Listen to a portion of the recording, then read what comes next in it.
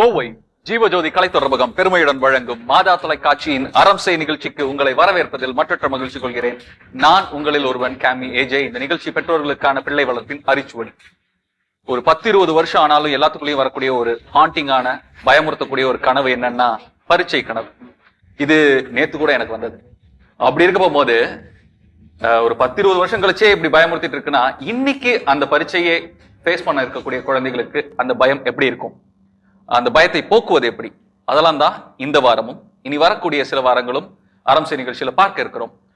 Exam fear அப்படின்னு எடுத்துக்கிட்டா யாருக்கு அதிகம் இருக்கும்னா இந்த பப்ளிக் எக்ஸாம் எழுதக்கூடிய குழந்தைகளுக்கு. அதனால இந்த வாரம் நம்மோடு 10வது அல்லது 11வது 12வது படிக்கக்கூடிய மாணவர்களும் அவர்களுடைய ஆசிரியர்களும் இந்த தலைப்புல பேசுறதுக்காக இணைகிறாங்க. வழக்கம் போல் நம்மோடு தெளிவு கொடுப்பதற்கு டாக்டர் ஷில்பா டெரன்ஸ், குழந்தைகள் மற்றும் இளம் பருவத்தினருக்கான நிபுணர். தொடர்ந்து பயணிப்போம். இது மாதா தொலைக்காட்சியின் அரம்சை. வழக்கமா கேள்விகளை ஆசிரியர்கள் மாணவர்கிட்ட கேட்டே இருப்பாங்கல்ல, எப்பயுமே கொஸ்டின் கேட்டுக்கிட்டு போர் அடிச்சிருக்கும் உங்களுக்கு எல்லாம். அதனால இந்த தடவை என்ன பண்ணுவோம்னா ஆரம்பத்துல கேள்விகளை ஆசிரியர்கிட்ட இருந்து தொடங்கும். சரியா? ஸோ ஃபார் சேஞ்ச் என்னன்னா இப்ப நீங்க எல்லாமே மாணவர்கள்ல இருந்து ஆசிரியர்களா மாணவங்க. இப்போ உங்க குழந்தைகளை, அதாவது குறிப்பா சொல்லணும்னா 10வது 11வது 12வது படிக்கக்கூடிய மாணவர்களை பரீட்சைக்கு இந்த கோவிடுக்கு அப்புறம் தயாரிக்கிறதுல இருக்கக்கூடிய சிரமங்கள் என்னென்ன? கோவிடுக்கு அப்புறம் குறிப்பா, ஏன்னா அவங்க ரொம்ப நாளா பரீட்சை எழுதாம இருந்திருக்காங்க. இப்போ அவங்கள பரீட்சைக்கு தயார் பண்ணதுல இருக்கக்கூடிய சிரமங்கள் என்னென்ன? தேர்வுக்கு தயாராகிறதுக்கு முன்னால அவங்கள வகுப்பறையில உட்கார வைக்கிறதே சிரமமா இருக்கு.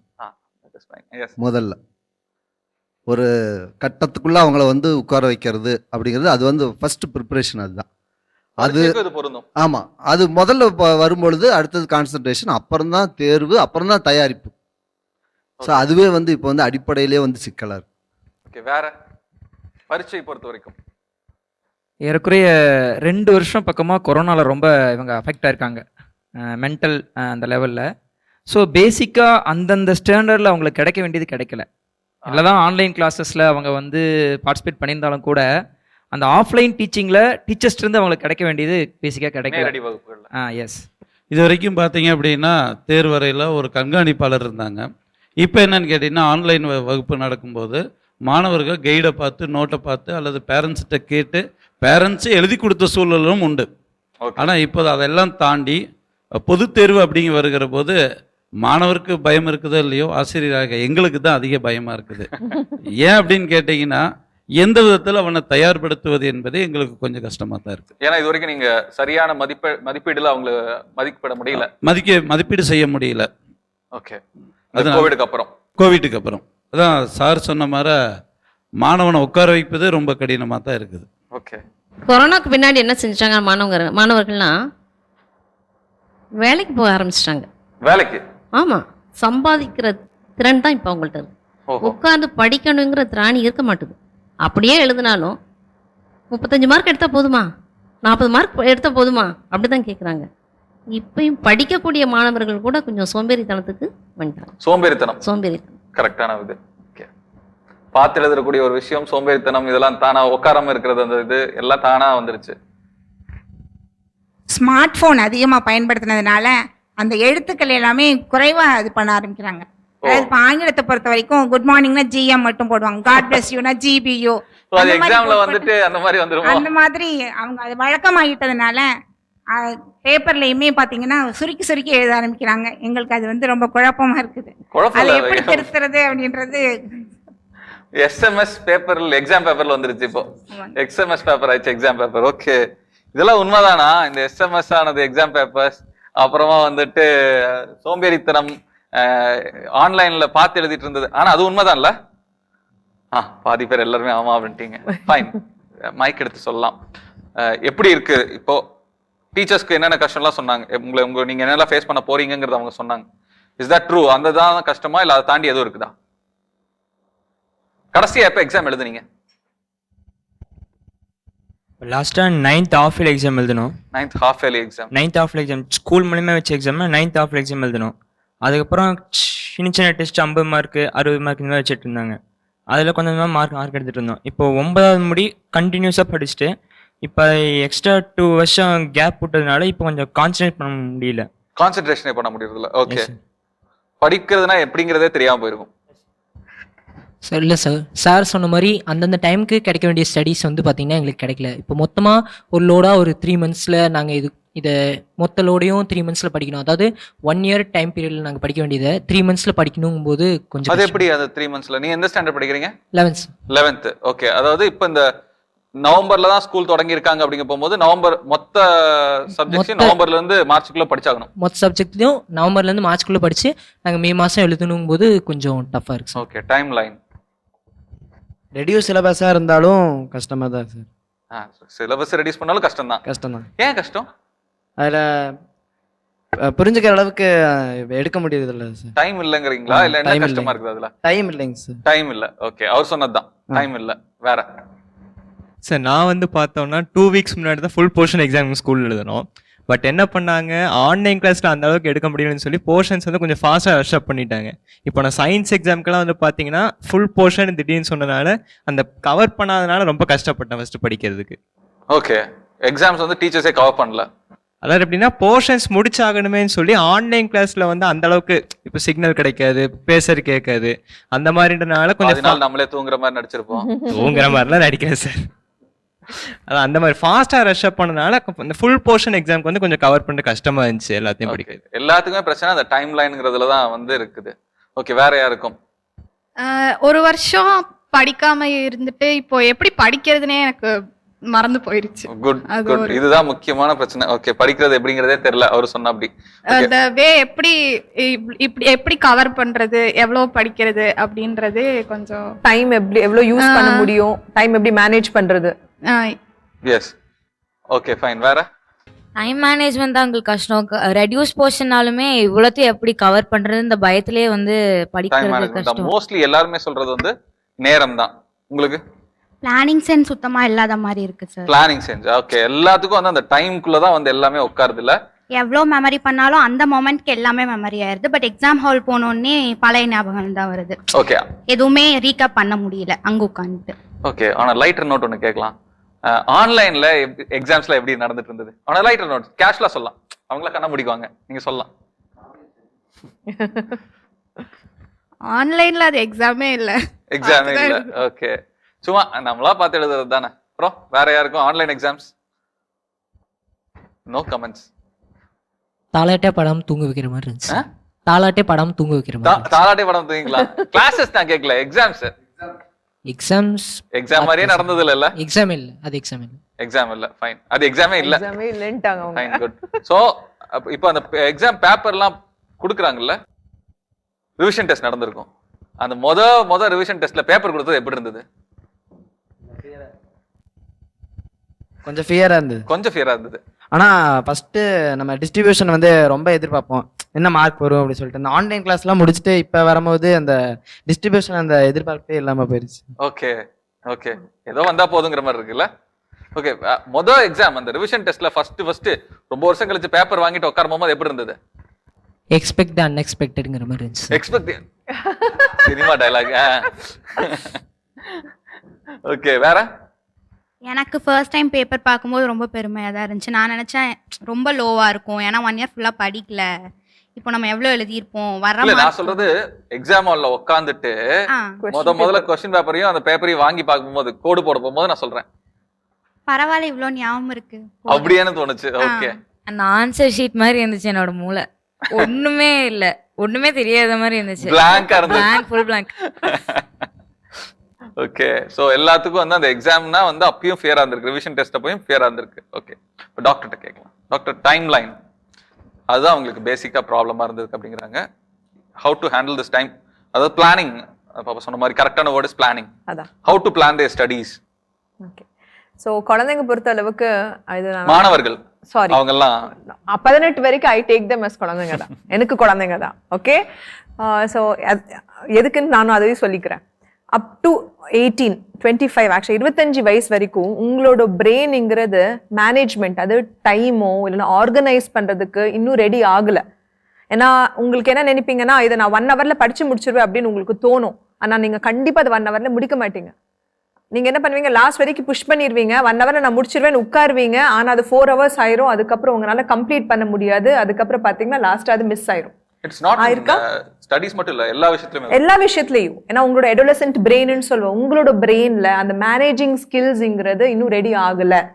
அதனால you have to take extra effort. நீங்க மேனேஜ் பண்றதுக்கோ உங்களுக்கு பிளானிங்க்கும் நீங்க கொஞ்சம் எக்ஸ்ட்ரா எஃபர்ட் கண்டிப்பா போடணும். அது எப்படி போடணும் அப்படின்னு சொன்னா, எக்ஸாமுக்கு ரொம்ப முன்னாடியே போடணும். இப்போ உங்களுக்கு மேல எக்ஸாம் இருக்குதுன்னா நீங்க இப்போவுமே எத்தனை போர்ஷன்ஸ் இருக்கு, எத்தனை கிளாஸஸ், எத்தனை செக்ஷன்ஸ் இருக்குது, அது எல்லாமே நீங்க ஃபர்ஸ்ட் என்ன பண்ண, ஒரு வாரத்துக்கு மட்டும் போடணும். ரொம்ப பெரிய இது வைக்கக்கூடாது. நான் ஒரு மாசத்துக்கு இப்படி பண்ணுவேன், நான் டெய்லி ஒரு 4 மணி நேரம் படிப்பேன், முடியாத காரியம் எல்லாம் பண்ணக்கூடாது. ரியலிஸ்டிக்கா கோல்ஸ் எடுக்கணும். ரெண்டாவது ஷார்ட் டேர்ம் போடுங்க, ஒரு வாரத்துக்கு மட்டும் போடுங்க, இல்லைன்னா 3 நாளைக்கு மட்டும் போடுங்க. அதை உங்களால முடிக்க முடியுமா நீங்க பாருங்க. முடிச்சதுக்கு அப்புறம் தான் நீங்க நெக்ஸ்ட்டுக்கு நீங்க போகணும். நிறைய டைம் என்ன பண்ணுவீங்க, உட்காரும் போது முழுசா டஃபா போட்டுருவீங்க, அப்புறம் முடியல, இதெல்லாம் ஒர்க் அவுட் ஆகாதுன்னு சொல்லிட்டு நீங்க அதுக்கப்புறம் விட்டுட்டு போயிருவீங்க. So be realistic. First goal set பண்ணுங்க, ரியலிஸ்டிக்கா செட் பண்ணுங்க. ரெண்டாவது நீங்க பாத்தீங்கன்னா புட் ஷார்ட் டேர்ம் கோல்ஸ். அதை முடிச்சதுக்கு அப்புறம் நெக்ஸ்ட் 3 நாள் 4 நாள் போட்டிங்கன்னா உங்களுக்கு கொஞ்சம் ஹெல்ப்ஃபுல்லா இருக்கும். அதுக்கப்புறம் பார்த்தீங்கன்னா உங்களோட டைம் மேனேஜ்மெண்ட்டுங்கிறது படிக்கும் போது எப்படி நீங்கள் டைம் யூட்டிலைஸ் பண்ணுறீங்க. ஒரு adolescent கிட்டுக்கு மேக்ஸிமம் உங்களோட டைம், உங்களோட பிரெயின் கான்சென்ட்ரேட் பண்ணுறது 20 நிமிஷம். Only 20 minutes. 20 நிமிஷத்துக்கு அப்புறம் நீங்கள் என்ன படித்தாலும் உங்களுக்கு அது தலைக்கு மேலே தான் ஓடுமே தவிர தலைக்குள்ளே போகாது. நீங்கள் 1 மணி நேரம் இப்படியே உட்காந்துட்டு இருந்தா யூ வில் பி நாட், உங்களோட ஃபுல் பொட்டென்ஷியல் போகாது. ஸோ நீங்கள் கண்டிப்பாக போம்ட்ரோ டெக்னிக்னு சொல்வோம். 25 நிமிஷத்துக்கு அப்புறம் நீங்க ஒரு 5 minutes பிரேக் எடுக்கணும். 25 நிமிஷம் படிங்க, அதுக்கப்புறம் ஒரு 5 நிமிஷம் பிரேக். 5 நிமிஷம் எங்க போன் எடுத்து பிரேக்னு சொல்ல வரல, எலும்பி ஒரு ரவுண்ட் சுத்துறது தான் சொல்றேன். பிரேக் எடுத்து பிரீத் பண்ணி திருப்பி ஒரு 25 நிமிஷம் உட்காரணும். இதே மாதிரி நீங்க என்ன பண்ணணும்னா பிரேக் டைம் 20 நிமிஷம் ஆயிரும். அதுதான் தட் இஸ் வாட், அதுதான் நீங்க டைம் பண்ணணும். அதுதான் மெயின். இப்போ நீங்க ஃபார் எக்ஸாம்பிள் ஒரு சாப்டர் படிக்கிறீங்க, அதுல 4 பேஜ் இருக்கு. ஒரு பேஜ் 20 நிமிஷத்துல நான் முடிக்க போறேன், அதுக்கப்புறம் நான் ஒரு 5 நிமிஷம் பிரேக் எடுக்கிறேன், இன்னொரு பேஜ் 20 நிமிஷத்துல முடிக்கிறேன். அந்த மாதிரி நீங்க முன்னாடியே உட்கார்ந்து ஒரு டாஸ்க் மாதிரி போட்டு நீங்க அது பண்ணீங்கன்னா கண்டிப்பா உங்களால கம்ப்ளீட் பண்ண முடியும். நான் இந்த சாப்டரை 6 மணில இருந்து 10 மணிக்குள்ள படிச்சு முடிப்பேன் அப்படின்னு சொல்லி கண்டிப்பா நீங்க முடிக்க மாட்டீங்க. You will not do it. அது மதியத்துல நான் ஒரு பிரேக் எடுக்கிறேன்னு சொன்னா கேமி சொன்ன மாதிரி 10 நிமிஷம் பிரேக், ½ an hour ஆயிரும். It is common right no இல்லையா? அப்போனா இப்போ டைமிங் வரதுல டீச்சர்ஸ்க்கு ஒரு பெரிய ப்ரெஷர் இருக்கு. என்னன்னா சிலபஸ் அந்த டைமுக்குள்ள முடிக்கணும். அது குழந்தைங்க மேல ஒரு ஸ்ட்ரெஸ்ஸா போய் சேர்றதா அவங்க சொல்றாங்க. இதை எப்படி ஹேண்டில் பண்ணலாம்? இந்த சிலபஸ் முடிக்கிறதுங்கிறது வந்து இப்போ ஒரு 3 மாசத்துல, அவங்களா சொன்ன மாதிரி 3 மாசத்துல 1 வருஷத்து போர்ஷன் முடிக்கிறாங்க அப்படிங்கறதெல்லாம் சொல்றாங்க. Is it happening? அப்படிதான் போயிட்டு இருக்கா, இல்லை எப்படி அதை ஹேண்டில் பண்றதுக்கு நீங்க என்னென்னலாம் பண்றீங்க இப்போ? இல்லப்பா, எல்லா குழந்தைங்களுமே திறமையான குழந்தைகள். அவங்களுடைய எண்ணங்கள் வந்து அந்த கவனம் வந்து எப்படின்னா, கொரோனாவில் எப்படி செல்ஃபோனையே பார்த்துட்டு இருந்தாங்களோ அந்த செல்ஃபோனுக்குள்ளார போயிடுச்சுன்னு வெளியில் வரமாட்டாங்க. நாங்கள் என்ன செய்கிறோம், இவங்களை அதுலேருந்து வெளியில் கொண்டு வரதுக்கு எதெல்லாம் ரிப்பீட்டட் கொஸ்டின் எங்களுக்கு எப்படி வரும்னு எங்களுக்கு தெரியும். ஓகே, அதுக்குள்ள ஸ்பிட் ஆகிக்கிறது. எப்படி வினாக்கள் கேட்பாங்க, அதில் அந்த வினாக்களை கொடுத்து தான் அவங்கள வெளியில் கொண்டு வரோம் நாங்கள். இருப்பினும் படிக்கிற குழந்தை கூட இன்னைக்கு ரொம்ப கஷ்டத்தோடு தான் நான் சொல்கிறேன், வாசிப்பு பயிற்சி தொலைச்சிட்டாங்க. வாசிக்கணுங்கிற எழுத்தை வந்து மறந்துட்டாங்க. இந்த சூழல்ல என்ன பண்றது? இது ஒரு ஐரணி, முரணா இருக்கு. அவங்களுக்கு நேரம் இருந்தது கோவிட் சமயத்துல, அப்பதான் அவங்க வாசிச்சிருக்கணும். அப்ப அந்த வாசிப்பு பழக்கம் விட்டு போச்சுன்னு அவங்க சொல்றது உண்மையா? அது இல்ல, ஒரு சிலருக்கு படிக்கிற குழந்தைங்க படிச்சிருக்கீங்க இல்லையா? ஸோ மேஜரான குழந்தைங்களுக்கு அது விட்டு போயிருக்கு. பெரும்பாதி குழந்தை விட்டாங்க. இப்போ நாங்க திருப்பி அவங்கள எழுத்துக்களை சொல்ல வச்சுட்டோம். ஏன்னா வாசிக்க தெரிஞ்சாதான் அவனால நல்லா எழுத முடியும், நடக்க தெரிஞ்சாதான் ஓட முடியும். இது நாங்க சந்திக்கக்கூடிய பெரிய சோதனை வகுப்பறையில. இன்னொன்று என்ன பார்த்தீங்கன்னா, அந்த குழந்தைகளை வந்து அந்த கோவிட் அப்படிங்கிற ஒரு இது எல்லாத்தையும் அடாப்ட் பண்ணிடுச்சு. லீவு அப்படின்னு ஒன்று அடாப்ட் பண்ணிடுச்சு. அதனால படிப்பு லீவு அப்படின்னு கொண்டு போயிட்டாங்க. ஓகே, அதனால பார்த்தீங்கன்னா அந்த குழந்தைய படிக்கிறதுக்கு ரொம்ப யோசிக்க ஆரம்பிக்குது. ஃபைன். நான் கேட்குறது என்னன்னா, இந்த ஒரு 3 மாதம் தான் உங்களுக்கு 1 வருஷத்தோட சிலபஸ் முடிக்கிறதுக்கான நேரம் இருக்கு. அதை எப்படி நீங்க அவங்களுக்கு ஸ்ட்ரெஸ் தராம முடிக்கிறதுக்கு என்ன பண்றீங்க அப்படின்னு தான் நான் கேட்குறேன். அதான் அரசாங்க விதிகளின்படி தான் நாங்கள் போர்ஷன்ஸை வந்து அந்தந்த வீக்குக்கு வாரத்துக்கு தகுந்த மாதிரி நாங்கள் எடுத்து அதை நாங்கள் எளிமையாக தான் சொல்லி கொடுத்துட்ருக்கோம். ஓகே, அதுக்கு ஒரு முறை இருக்கிறது, அந்த முறை தான் நாங்கள் ஃபாலோ பண்ணிட்டு வந்துட்டுருக்கோம். ஓகே, குறைச்சிருக்காங்களோ சிலபஸ்? குறைச்சிருக்காங்க சிலபஸ். இப்போ என்னுடைய வகுப்பில் நான் என்ன பண்ணுவேன்னா, நாளைக்கு என்ன நடத்த போகிறேங்கிறத இன்றைக்கி சொல்லிடுவேன். இந்த பகுதி மட்டும் நீங்கள் படிச்சுட்டு வந்துடுங்க அப்படின்னு. மேடம் சொன்ன மாதிரி 20 நிமிஷம் தான் அவங்களுடைய கான்சன்ட்ரேஷனுங்கிற போது நான் வந்து 2ஆக பிரிச்சிடுறேன். ஒன்று, அந்த குறிப்பிட்ட பகுதியில் இருக்கக்கூடிய முக்கியமான அதிமுக்கியமான அந்த தலைப்புகளை மட்டும் அவங்களுக்கு சொல்லிட்டு அடுத்த 20 நிமிஷம் அவங்களுக்கு நான் கொஸ்டின் கொடுத்து ஆன்சரை அங்கேயே எழுத வச்சுருவேன். இது வந்து கொரோனாக்கு அப்புறம் நான் ப்ராக்டிஸில் கொண்டு வந்தது. ஏன்னா எவ்வளவுதான் நம்ம கொடுத்தாலும் ஒரு 1 வேர்டு கொடுத்தாலும் வீட்டில் போய் எழுதிட்டு வாங்கன்னா கண்டிப்பாக அவங்க வந்து செய்கிறதே இல்லை. ஏன்னா அவங்க பள்ளிக்கூடத்துட்டு வெளியில் போனோடனே அவங்களுக்கு அந்த பழைய லைஃப்பில் அப்படியே அவங்க போயிடுறாங்க. அதனால் எனக்கு என்னென்னா நமக்கு பாடம் நடத்தின மாதிரி இருக்கும், அவங்கள எழுத வச்ச மாதிரி இருக்கும், அவங்களுக்கு ஒரு ரிவிஷன் கொடுத்த மாதிரி இருக்கும். சாதாரணமா பாடம் 1 மணி நேரம் பாடம் நடத்த போகும்போதே சிலபஸ் முடிக்க முடியாது. இதுல 1/2 மணி நேரம் பாடம் இதை எப்படி முடிக்க முடியும்? அதான் சொல்றேன், என்னுடைய சப்ஜெக்ட் வந்து தமிழ். ஓகே, அதனால எங்களுக்கு கொஞ்சம் வந்து சுலபமா போயிடும். ஆனா இதே இது நீங்க வந்து கணக்கெல்லாம் எடுத்து பார்த்தீங்கன்னா கூட்டல் கழித்தல்ல இருந்து அவங்க போறாங்க. என்னுடைய வகுப்புக்கு அடுத்து வரக்கூடிய வகுப்பு வந்து கணித வகுப்பு. அவரு அந்த முதல் பிரிவேளை முடியும் பொழுதே ஒரு பையனை அனுப்பிடுவார், இன்னைக்கு ஒரு நாள் எக்ஸ்கியூஸ் பண்ண சொல்ல அவரை, நான் கன்டினியூ பண்ணிக்கிறேன் அப்படின்னு சொல்லி இந்த வாரம் பூரா எடுத்துட்டாரு. ஓ, இது ஒன்று நடக்கும்ல, மேக்ஸ் மாஸ்டர்ஸ் வந்து பிடி பீரியடு தமிழ் பீரியட்லாம் பிடிச்சிருவாங்க. ஆமா, பிடி பீரியடும் அவங்களுக்கு கொஞ்சம் அடிபடும். அதனால நமக்கு வந்து தமிழ், நான் வந்து பையங்கள்ட்ட அதான் சொல்லுவேன், நான் நீங்க வந்து முன்னாலே இந்த தமிழ் அப்புறம் இந்த சமூக அறிவியல்லாம் முடிச்சுக்கங்க. முன்னாலே முடிச்சு வச்சுக்கிட்டீங்கன்னா உங்களுக்கு பின்னால வந்து உங்களுக்கு கடினம்னு நீங்க ஃபிக்ஸ் பண்ணி வச்சிருக்கிற இந்த கணிதம் ஆங்கில பாடங்களுக்கு நீங்க கொஞ்சம் நேரம் கொடுக்க முடியும் அப்படின்னு சொல்லி அவங்களை முன்னாலே கொஞ்சம் மோட்டிவேட் பண்ணும்போது அவங்க தமிழ் வந்து கொஞ்சம் ஈஸியாக முடிச்சுட்டு போகிறதுக்கு ஒரு வாய்ப்பு. அந்த மாதிரி நாங்கள் செய்யும்பொழுது என்னென்னா சிலபஸ் இங்கே கவர் ஆகுது, பையங்களை படிக்கிறதுக்கு கொஞ்சம் இதாக. எந்த சப்ஜெக்ட்னு பார்த்து அதுக்கு அதிக நேரம் ஒதுக்கி சப்ஜெக்ட் வைஸும் வந்து நம்ம நேரம் எப்படி ஒதுக்குறோம், எப்படி அவங்களை ஹேண்டில் பண்ணுறோங்கிறது சக்ஸஸ் இருக்குது. இவங்க பார்த்தீங்கன்னா அதிகமாக லீவை யூட்டிலைஸ் பண்ணிட்டாங்க.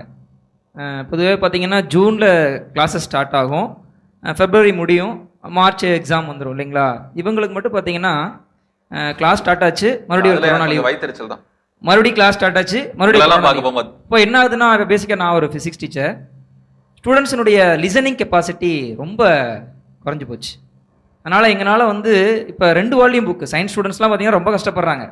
Maths 2 volume, physics 2 volume, chemistry 2 volume. அப்படிங்கிறப்போ தூக்க முடியாத ஒரு சுமையை அவங்க தலையில் வச்சா எப்படி தூக்குவாங்க? கரெக்ட், அதுதான் இங்கே பிரச்சனையே. அப்போது நாங்களும் சிலபஸை முடிச்சே ஆகணுன்ற ஒரு கட்டாயத்துக்கு தள்ளப்படுறோம். வேற வழி இல்லை, சிலபஸ் முடிச்சே ஆகணும் இல்லைங்களா. இப்போ முடிச்சே ஆகணும், அவங்களும் படிச்சே ஆகணும். ஆமாம், டைம் ஃபேக்டர் இங்கே ரொம்ப ப்ராப்ளமேட்டிக்காக இருக்குது. ஸோ எப்படியாவது இந்த ஒரு சுச்சுவேஷனை நம்ம எல்லாரும் சேர்ந்து கஷ்டப்பட்டு கடந்துதான் ஆகணும். அந்த ஒரு சுச்சுவேஷனில் இருக்கிறோம். சரியா? 2.5 வருஷம் சந்தோஷமா விட்டா ஒரு 3 மாசம் கஷ்டப்பட மாட்டீங்களா அப்படிங்கறத தான் அவர் அப்படியே நாசுக்கா சொல்றாரு இல்லையா? Okay, fine. டாக்டர், அவங்களுக்கு இருக்கக்கூடிய இந்த மென்டல் ஸ்ட்ரெஸ், அதாவது இந்த சிலபஸ் பர்டன், டைமை வந்து எப்படி அலோகேட் பண்ணணும்னு சொல்லிட்டீங்க. இப்போ வந்து என்னன்னா அந்த மென்டல் பர்டன் அது வந்து அவங்களை எப்படி ஹார்ன் பண்ணுதுன்னு கேட்டுட்டு அதுக்கு நீங்க வந்து ஒரு ஐடியா கொடுத்தீங்கன்னா பெட்டரா இருக்கும். So how the syllabus burden, time line is fine, சொன்னது கரெக்ட், புரிஞ்சது. சிலபஸ் இவ்வளோ நான் ஒரு இப்படி 3 மாசத்துல படிப்பேன் அப்படிங்கிறது உங்களை எப்படி பயமுறுத்துது? ஸோ ஒருவேளை படிக்காமல் போயிட்டா மார்க்ஸ் வராமல் இதனால என் ஃபியூச்சர் பாதிக்கப்படுமோ அந்த ஒரு பயம் எப்பயுமே இருக்கும் சார். எப்பயுமே இருக்கும். புக்கை பார்க்கும்போது 3 மந்த்ஸ்க்குள்ளே நான் இதை படிக்கணும், இதை படிக்கலைன்னா என் லைஃப் 2 வால்யூம் இதை நான் படிக்கணும், படிக்கலைன்னா அரியர் விழுந்துரும், அரியர் விழுந்துச்சுன்னா என் லைஃபே க்ளோஸ். கரெக்ட். ஆனா உண்மையா அப்படி எல்லாம் கிடையாது. படிக்கலன்னா ஃபெயில் ஆனாலும் லைஃப்லாம் க்ளோஸ்ல. என்னன்னா படிக்க நிறைய இருக்கும்போது ஒன்னு படிக்கிறோம்னா அதே மாதிரி இன்னொன்னு இருக்கு, கன்ஃபியூஸ் ஆகுது, எல்லாம் ஒரே மாதிரி இருக்கு. ஓகே, எல்லாத்தையும் ஒரே நேரத்துல படிக்க போகும்போது கன்ஃபியூஸ் ஆகுது, எதுக்கு எழுதுறது ஞாபகம் வச்சு எழுத முடியாது. இருக்கிற இப்போ ரிவிஷன் வந்து கவர்மெண்ட் கொஸ்டின் பேப்பர் தான் கொடுத்தாங்க.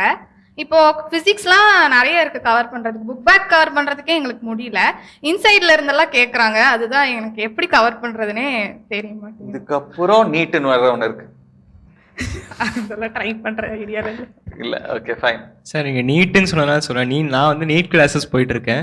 இப்போ நான் வந்து நீட்டுக்கு ப்ரிப்பேர் பண்ணுவேன்னா, என் ஸ்கூலுக்கு எக்ஸாம் பண்ணுவேன்னா, நான் எதுக்கு பண்ணுவேனே இப்போ எனக்கு தெரியல. நான் வந்து நீட் கிளாஸஸ்க்கு போயிட்டுருக்கேன், திடீர்னு எங்கள் ஸ்கூலில் ஃபுல் போர்ஷன் எக்ஸாம்னு சொல்கிறாங்க. இப்போ நான் வந்து எதுக்கு கான்சன்ட்ரேட் பண்ண முடியும் என்னால்? நீட்க்கு பண்ணலன்னா என்னோட அந்த நீட்குரிய சிலபஸ் எல்லாம் போயிடும். நான் 12th ஆரம்பிச்சிட்டேன்னா 11th எப்படி என்னால் கான்சன்ட்ரேட் பண்ண முடியும்? Tough time, I understand. Full portion வரும்போது நாங்கள் மோஸ்ட்லி எல்லா போர்ஷன்ஸையும் கவர் பண்ணுறது கஷ்டம். அதனால் வந்து ஓனாக சிலது நம்ம கான்செப்ட் புரிஞ்சு வைப்போம், அதை போய் எக்ஸாமில் எழுதலாம், மார்க்ஸ் கிடைக்கும்னு நினச்சி அது கிடைக்காது. ஓகே, நாங்களாம் எப்படி தெரியுமா எழுதிட்டு இருப்போம்? ஆரம்பத்தில் 2 லைன், எண்டில் 2 லைன், நடுவில் ஃபுல்லாக ABCD, எங்களுக்கு அடிச்சு விட்டுருவாங்க சார் அடிச்சு விட்டுருவாங்க இப்போ. அப்பயும் அடிச்சு விட்டுருவாங்கப்பா. பாவம் பையன் இவ்வளவு தூரம் கஷ்டப்பட்டுக்கானேன்னு போட்டிருப்பாங்க யாராவது. இந்த நிக்க பயம், உட்கார பயம், அந்த மாதிரி பரீட்சை பயம் ரொம்ப பெரிய பயம் இல்லையா? இத பத்தி ஒரு வாரத்துல பேசிட முடியுமா? முடியாது. 2 வாரத்துல பேச முடியுமா? முடியாது. சோ இனி வரும் வாரங்களிலும் இதே தலைப்புல தான் பயணிக்க இருக்கிறோம். இது மாதா தொலைக்காட்சியின் அறம் செய். அடுத்த வாரமும் இதே தலைப்பில் சந்திக்கும் வரை உங்களிடமிருந்து விடைபெறுவது நான் உங்களில் ஒருவன் கேமி ஏஜே.